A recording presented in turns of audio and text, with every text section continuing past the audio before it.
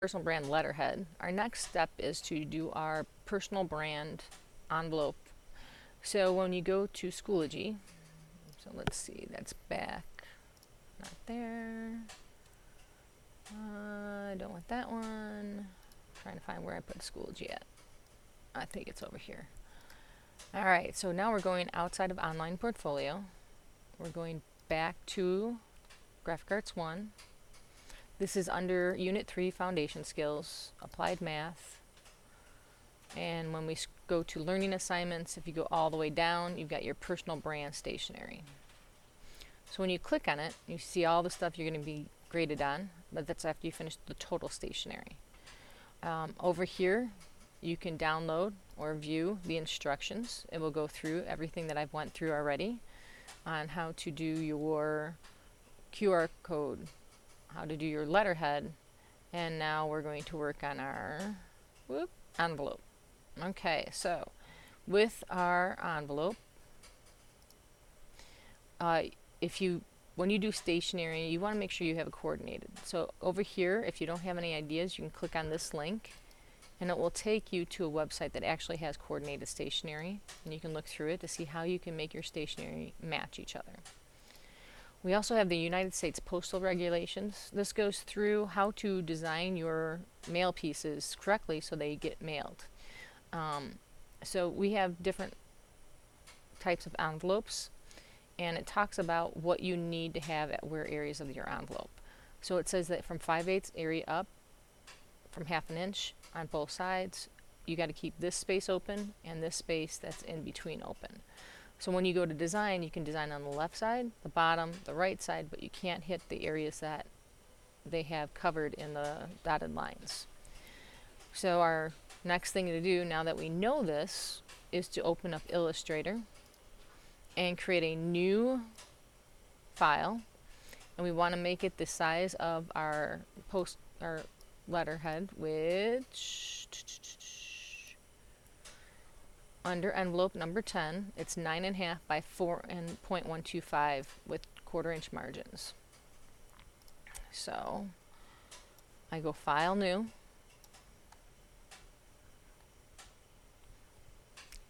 and wait for it to come up. We want to make it custom, so it's 9.5 by 4.125. I still want a 1/4 inch all the way around of bleed, so I'm going to hit Create. Now remember, Illustrator doesn't automatically show you where to go and doesn't automatically have the rulers, so you do Apple R and gets the rulers in. If you click on the top ruler, you want to bring it down 1/4 inch. On the left side and the right side, you want to go 1/4 inch, because that is where you want to make sure a lot of your information stays into. Okay, I think this one, my top one, I've got to move. So I'm going to go under View Guides, Unlock Guides, so I can move it. It's supposed to go there. There we go. And I'm going to lock my guides again. Guides are there to help you. They don't print. So if you're worried about them printing, don't worry, they won't. Now I've already done my letterhead here. I've also got my letterhead design open, so I'm just going to click on it, copy it. For this one, I'm going to go back to my identity guide though. I don't want the line to extend, so I'm copying it from my identity guide, pasting it in. As you notice, it's a little too big, so I've got to scale it down. You want to scale it holding the Shift key, and you want to fit it so it's in between the 1/4 inch mark. But on the letterhead, we've already changed our pattern, so I'm going to click on the pattern, copy it, go back to my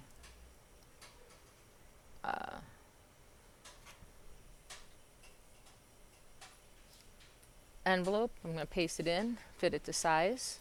So I've got my envelope sized correctly, and then I'm going to save as envelope, or EN. This way, when I go into Illustrator or a photo InDesign, I can make the design like paste it in, and it'll be new. And as you notice, I still have my letterhead up.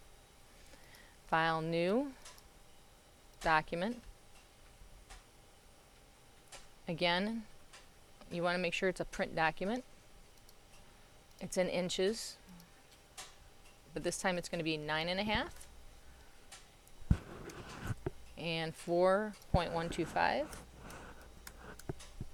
You want one column, you want 1/4 inch margins, and a 1/4 inch bleed, and hit create. So when it opens up, it's going to be blank. So what I want to do is I want to use the rectangle frame tool and go from red line to red line, then file place, or Apple D, and place my image in there for my envelope.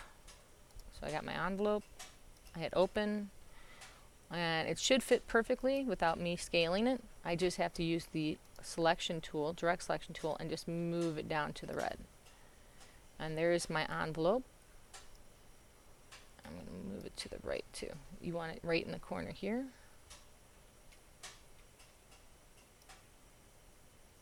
Okay, so now I go to my letterhead. I don't have to retype this. The information's here, so I just have to click on it with the selection tool, copy it, go to my envelope, and paste it in there. Now with the envelope, you don't need the phone number, and you want to make sure the information fits right underneath where your logo is. So I'm going to highlight the phone number and delete the phone number. And this time it's going to be on 3 lines, once it lets me delete my phone number. And you might want to make it a little smaller. Delete the phone number, delete the phone number, and then I'm going to hit return. And since it's slightly large, I'm going to just make it smaller. Now my envelope's done, so I go File, Save As, Envelope with my initials in my folder. And then when we go to print it, we go File, Apple P. I want it under Setup. I want it centered on the page. And then under Marks and Bleeds, I want you to put crop marks. And then print it to the color cube. And then you're done with your envelope.